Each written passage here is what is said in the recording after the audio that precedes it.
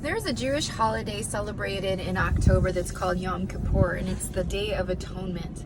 It's really a day of reflection for those that celebrate it now in how God has brought about forgiveness and brings a new beginning to life. And so I'm not Jewish, but I do celebrate the forgiveness that God has given to me. And I use October as a point of reflection. And I actually use it as the start of my new year.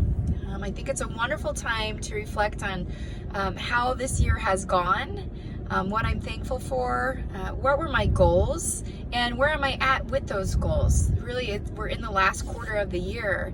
And rather than just flying by the seat of our pants and getting stressed and full of anxiety about all the things to come, I take this time and I'm reflective and thankful for what has happened and what is to occur, and it brings on a new sense of meaning when the holidays come around.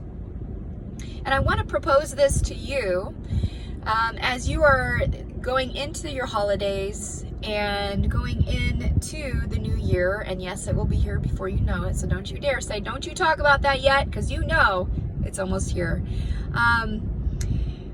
Reflect upon where you'd like to see yourself in 2020. Reflect upon the relationships that you'd like to foster in 2020.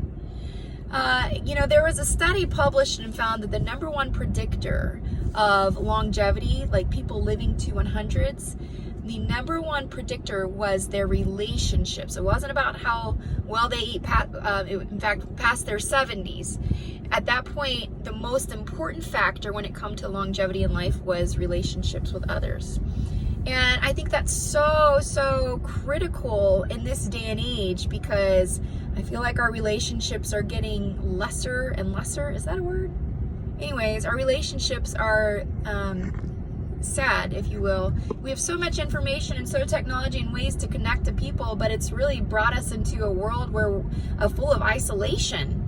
And so take your goals for 2020 and say, how can I foster these relationships better? Whether it's with your family, your kids, your spouse, your neighbors, your co-workers.